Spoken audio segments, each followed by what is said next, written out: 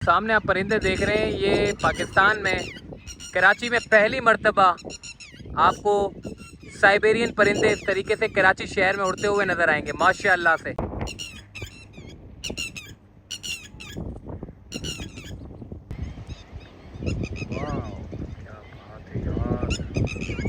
अस्सलाम वालेकुम जी, इस वक्त मैं मौजूद हूँ ऐसी जगह के ऊपर जहाँ पर माजी में कचरे का अंबार था और इस जगह पर कोई भी आना पसंद नहीं करता था, और आज वही जगह सबसे ज्यादा खूबसूरत होते हुए हमें नजर आ रही है। नायाब परिंदे हमें देखने को नजर आ रहे हैं और यहीं पर ही एक बड़ा जंगल तैयार किया है, जो कि बड़ी मेहनत लगी है इस जंगल को तैयार करने में। सारी मेहनत हम इनसे भी पूछते हैं कितनी मेहनत लगी है और अब किस किस्म के परिंदे यहाँ पर आना शुरू हैं जो कि माजी में नहीं आते थे। मसूद साहब, माशाल्लाह से आपको तो हमने जब पहला प्लांट लगा था तब से हम देख रहे हैं कि माशाल्लाह बड़ी मेहनत की है, और आज जो हमें पॉजिटिव इस शहर को जो खूबसूरत दिखता हुआ हमें जो नज़र आ रहा है वो यकीनन इसमें आपका बड़ा अहम किरदार है।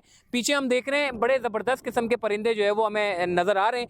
ये जो परिंदे थे माजी में तो हमें नहीं देखने को मिलते थे। अब हम ये समझ रहे थे कि कंक्रीट का जंगल तो हम बना रहे हैं, मगर ये परिंदे अब भूल गए। रशिया से, साइबेरियन से परिंदे ये आते थे, माशाल्लाह से दोबारा से आना शुरू हो गए। क्या कहेंगे, किस तरीके से लेकर आए, कितनी मेहनत लगी है इसके पीछे?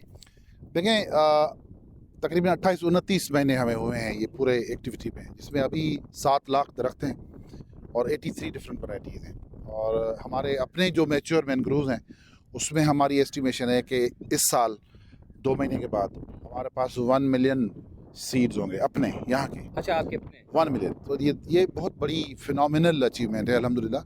जो बर्ड्स की आप बात कर रहे हैं, तो यहाँ हमारे इस लेगून में 120 डिफरेंट स्पीशीज़ के बर्ड्स जो हैं वो रिकॉर्ड हुए हैं। अच्छा, 120। और उसमें कुछ ऐसे बर्ड्स भी हैं जो अनयूजुअल हैं, जैसे जिनकी साइटिंग पहली दफ़ा यहाँ पे हुई है। जैसे क्रेब प्लोवर की साइटिंग पाकिस्तान में पहली यहाँ पे हुई है। उसके बाद एक और बर्ड है ग्रे लेग्ड गूस, उसकी भी पहली साइटिंग पाकिस्तान की यहाँ पे हुई है।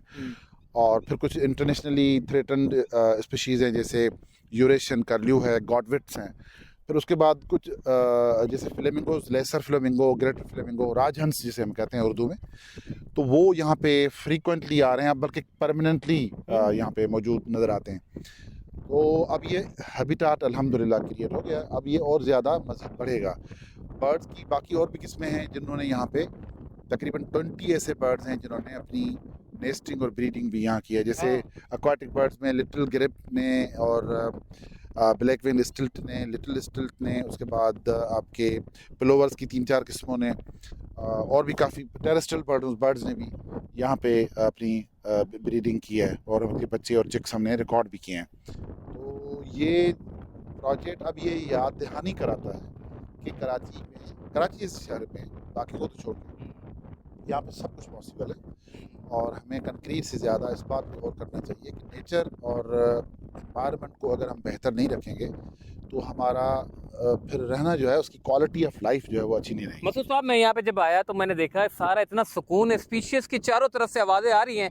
पहले तो यहाँ पे इतनी स्मेल आती थी, कचरे के अंबार होते थे, स्मेल से भरा होता था, लोग यहाँ पे आना पसंद नहीं करते थे।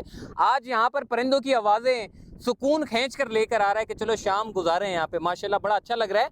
लोगों को भी समझना होगा, एक तो लोग भी आपको बड़ा जो है वो परेशान भी करते हैं। वो फॉरेस्ट को भी हमने देखा, वो जो पौधे वौधे को निकाल के लेके जाते थे, तो इनकी मेहनत है, समझाया लोगों को कि भाई ऐसा ना करें, फिर भी लोग जो है वो करके जाते हैं। परिंदों को भी मैंने सुना है कि शिकार विकार पे देखा है कि नया परिंदे आ रहे हैं तो शिकार के लिए भी पहुंचने के लिए पहुंच रहे हैं। देखिए, शिकार तो बिल्कुल बहुत बड़ा ये हैज़र्ड है हमारे लिए। मतलब हमारे रिसोर्सेज जो है, चौकीदार और वॉचमैन जो है वो ज़्यादातर उनका टाइम जो है लोगों से झगड़ते गुजरता है, क्योंकि लोग करते हैं, क्योंकि इनका कंफर्ट लेवल जो है अगर वो ख़राब हो जाए, फ़र्ज़ में किसी ने फायर कर दिया एक दफ़ा या किसी ने जाके उनको तंग किया, तो ज़ाहिर बर्ड्स डरेंगे और फिर भाग जाएंगे। तो इनको संभालना बड़ा एक चैलेंज है।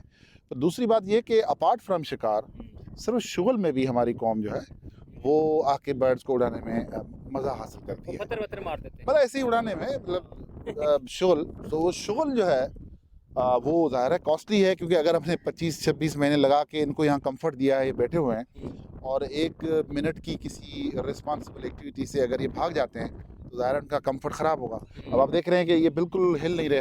हम तो करीब जाते हैं, हमसे डरते भी नहीं हैं, लेकिन ये कि जब इनको डर और खौफ होने लगेगा तो ज़ाहिर है वो भाग जाएंगे। तो फिर ये वो सेंचुरी क्रिएट हुई है वो फिर नहीं रहेगी।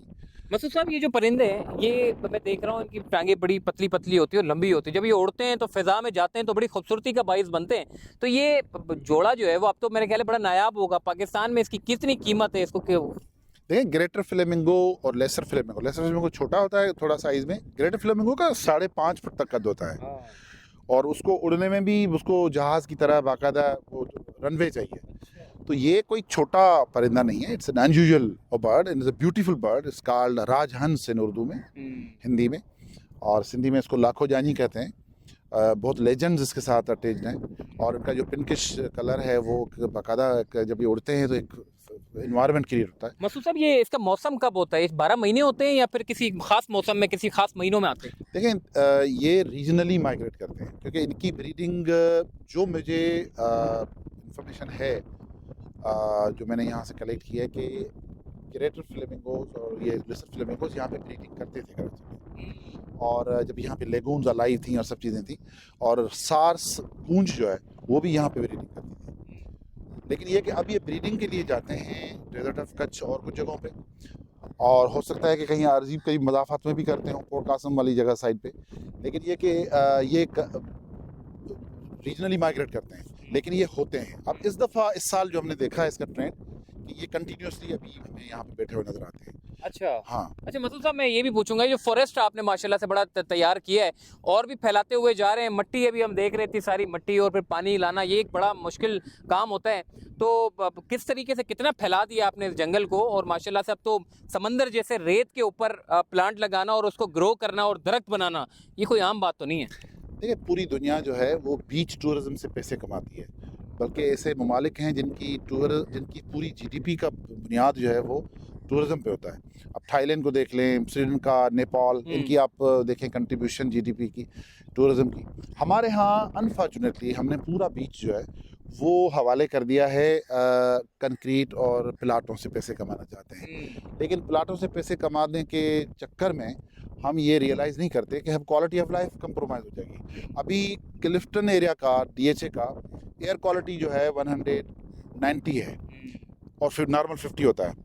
तो ये कहाँ बात जाके गुजरेगी। दूसरा ये कि हमारा बीच जो है वो इंजॉय करने के काबिल ही नहीं रहा। एक तो कचरा और गंद है और गटर है, और दूसरा ये कि यहाँ पे ग्राउंड कवर नहीं है। अब जैसे ये वीड है, ये वीड जो है ग्राउंड कवर की लगाई है, इससे मिट्टी नहीं उड़ेगी। अब पूरा डीएचए का बीच जो है वहाँ पे मिट्टी उड़ रही है, कौन एंजॉय करेगा? तो ये एक टाइम है, वक्त आया है कि अब व्हील री इन्वेंट करने की ज़रूरत नहीं है। लर्निंग्स और एक्सपीरियंसेस जो हुए हैं सक्सेसफुल, उनको इम्प्लीमेंट किया जाए और क्वालिटी ऑफ लाइफ। तो साहब, आपने जंगल लगा दिया, ये मैंग्रोव्स के जो जंगलात है इसको माशाल्लाह से आपने जो है वो जब ये बड़े हो जाएंगे तो यकीनन परिंदों के लिए भी अच्छा हो जाएगा। और साथ साथ और मजीद क्या कर रहे हैं आप? देखिए, मैंग्रोव्स हमने जो यहाँ लगाए थे, हमने आर्टिफिशियल मड फ्लेयर्स बनाए थे, और मैंग्रोव्स इस वक्त हमारे 5 फुट के हो गए हैं। हालांकि हमने अगस्त में लगाए 6 लाख मैंग्रोव्स हमने लगाए। फिर हमने ओपन सी में भी लगाए हैं, वो भी मैंने मिथ एक्सप्लोर कर दी कि ओपन सी में यहाँ नहीं लगता। ये भी बड़ी गलत बात है। ओपन सी में आप नहीं, ओपन सी बीच में नहीं लगाएंगे तो रेजिलियंस कहाँ क्रिएट होगी? अल्लाह माफ़ करे, कोई भी डिजास्टर आए तो कौन रोकेगा पानी को? तो ये वो चीज़ें हैं। बाकी ये है कि देखिए, कराची को हीट वेव और पोल्यूशन और एयर क्वालिटी की ख़राबी और ये जो कंक्रीट का बढ़ता हुआ जंगल, गर्मी इतनी है कि आप बाहर नहीं निकल सकते। मतलब हम खुद समझते हैं हमारी प्रोडक्टिविटी कम हो जाती है। तो वक्त आया है कि अब इस तजर्बे को रेप्लिकेट किया जाए, अप स्केल किया जाए, और कराची के बाकी जगहों में इस पर कुछ जगह अतराफ में भी इस तरह के फॉरेस्ट और वेटलैंड्स लगाई जाए। क्या बात है जी। मसूद साहब इस वक्त हमारे साथ मौजूद थे। देखें, इस पूरी जगह के ऊपर मैं आपको बताऊँ, सी व्यू से जब आप आगे की तरफ चाइना पोर्ट की तरफ जाते हैं तो बीच में ऐसी जगह आती है जहाँ पर आपको जंगल भी देखने को मिलेगा, और साथ मैंग्रोव्स के सीड ये जो बीज है वो लगाने के बाद अब वो माशाल्लाह से मैंग्रोव्स भी बढ़ लें, और अब उसके साथ परिंदे भी आना शुरू हो गए। तो ये सारे जो ये जो मुस्बत नताइज हैं, यकीनन इसका क्रेडिट मसूद साहब को जाता है, जो कि दिन रात अपने कामों को छोड़कर यहाँ पर देखभाल करते हैं और सुबह शाम बैठ के ये देखते हैं कि मेरे इस शहर की खूबसूरत फिजाओं में परिंदे घूम रहे हैं, ना कि कोई पॉल्यूशन घूम रहा है। बल्कि देखिए ना, ये इतना बेहतरीन किस्म का काम हुआ है, जब आप देखेंगे तो आप कहेंगे कि यार जिस जगह पे यहाँ पे आना पसंद नहीं करते थे हम, जो कचरे के अंबार यहाँ पे होते थे, बदबू से हम लोग, जो सामने रिहायशी जितने भी अपार्टमेंट के लोग हैं, ये खुश हैं कि कम से कम कुछ तो अच्छा हो रहा है इस शहर में। तो यकीनन तौर पे सबको अपना हिस्सा डालना चाहिए, सबको प्लांटेशन में अपना हिस्सा मिलाना चाहिए, ताकि जो माहौलियात पर जो सबसे ज़्यादा मनफी असरात पड़ रहे हैं उसमें जो है वो कमी हो सके। अल्लाह हाफिज़।